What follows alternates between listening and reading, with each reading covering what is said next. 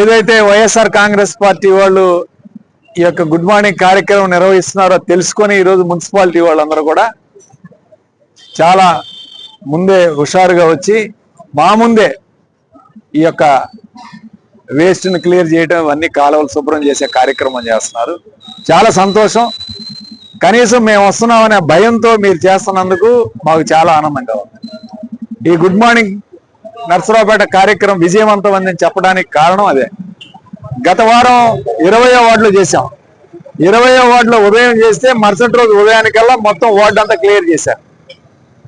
అదేవిధంగా ఈరోజు 10వ వార్డులో కూడా శానిటేషన్ డస్ట్బిన్లు ఇవన్నీ కూడా ఎత్తే కార్యక్రమం చేస్తున్నారు. చాలా సంతోషం. ఈ విధంగా కనీసం భయం అన్నా ఉంది మీకు, వైఎస్ఆర్ కాంగ్రెస్ పార్టీ నాయకులు వస్తారని. ఈ భయంతోటైనా శానిటేషన్ చేయాలని చెప్పి చేసినందుకు సంతోషంగా ఉన్నా అని చెప్పి ఈ సందర్భంగా వైఎస్ఆర్ కాంగ్రెస్ పార్టీ వాళ్ళు చెప్తా ఉన్నారు. అట్లానే ముఖ్యంగా ప్రధానంగా సమస్యలు పెన్షన్లు ఇచ్చే కార్యక్రమం, ఒక్క కొత్త పెన్షన్ కూడా ఈ ప్రభుత్వంలో శాంక్షన్ కాలేదు. ఇప్పటికీ కూడా తెలుగుదేశం పార్టీ వాళ్ళు వార్డుల్లో కానీ లేకపోతే ఇంటింటికి తెలుగుదేశం కార్యక్రమంలో కూడా కేవలం ఇచ్చిన పెన్షన్లే ఇచ్చారు. వాటిని సంతృప్తి పరుస్తూ ప్రజల చుట్టూ తిరుగుతున్నారు తప్ప ఎక్కడా కూడా కొత్త పెన్షన్ ఒక్కటి కూడా శాంక్షన్ కాలేదు ఈ ప్రభుత్వం. దాదాపు 2.5 సంవత్సరాలు కావస్తుంది. ముసలి వాళ్ళు చాలా మంది ఉన్నారు, 60 సంవత్సరాలు దాటిన వాళ్ళు, వితంతువులు చాలా, భర్త చనిపోయిన వాళ్ళు చాలా మంది ఉన్నారు, అట్లానే వికలాంగులు ఉన్నారు. వీళ్ళందరూ కూడా ఈరోజు చాలా బాధపడుతూ ఉన్నారు. గతంలో జగన్మోహన్ రెడ్డి గారు 3 నెలలకి 4 నెలలకి పెన్షన్లు రివైజ్ చేసేవాళ్ళు. కనీసం ఈ ప్రభుత్వ హయాంలో ఒక కొత్త పెన్షన్ కూడా ఇవ్వకపోవడం చాలా బాధాకరమైన పరిస్థితి.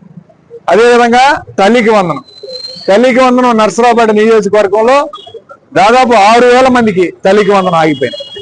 అదేంటే కరెంటు బిల్లులు ఎక్కువ వస్తున్నాయి, లేదా ఇల్లు కొలతలు మారిపోయినాయి, 1000 అడుగులు దాటింది అని చెప్పి అనేక కారణాలతో, కారు ఉంది, ఇలాంటి కారణాలతో దాదాపు 6,000 మందికి నర్సరావుపేట నియోజకవర్గం తల్లికి వందనం ఆగిపోయినాయి.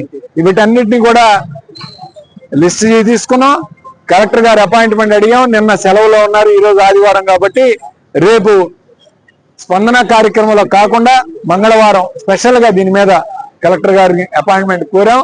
ఖచ్చితంగా మంగళవారం కలెక్టర్ గారిని కలిసి వీటన్నిటిని కూడా ఇచ్చే కార్యక్రమం చేస్తాం. ఈ కరెంట్ ఎక్కువ వచ్చిన వాళ్ళు 3 నెలలు యావరేజ్ తీసుకున్నారు. ఎండాకాలంలో 3 నెలలు యావరేజ్ అంటే విపరీతంగా కరెంటు కన్జంప్షన్ పెరిగిపోతుంది. మేము అట్లాగా సంవత్సరం మొత్తం యావరేజ్ తీసుకోమంటున్నాం.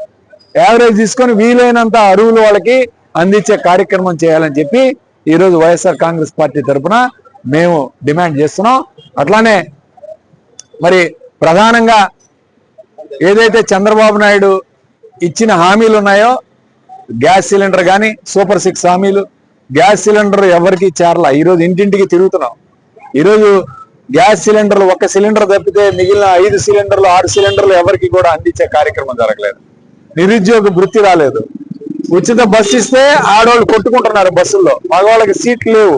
ఆడవాళ్ళు బస్సు ఎక్కడ పడితే అక్కడ ఆపాలని చెప్పి ఆపే కార్యక్రమంలో కండక్టర్ని, మొన్న మేరిగిపూడిలో కండక్టర్ని కొట్టారు.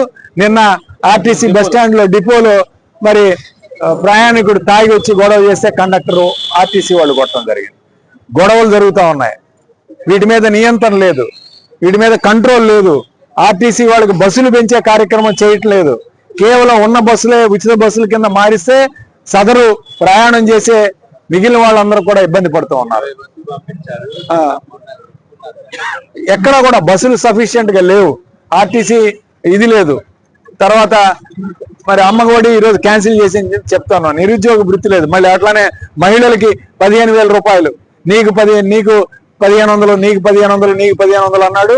ఇంతవరకు 1 రూపాయి కూడా జమ చేయాల. P4 కింద 1 పథకం రాలేదు. నర్సరావుపేటలో డ్వాక్రా కుంభకోణం జరిగితే ఇంతవరకు వెలికి తీసే కార్యక్రమం జరగల. ఇంతవరకు కొత్త లోన్లు ఇచ్చే కార్యక్రమం చేయట్లేదు. సూపర్ 6 అటకెక్కించే ముస్లింలు, మైనార్టీలకి, అట్లానే బీసీలకి, ఎస్సీలకి 50 సంవత్సరాలకి పెన్షన్ అన్నాడు. ఇంతవరకు దాని గురించి కూడా మాట్లాడలేదు.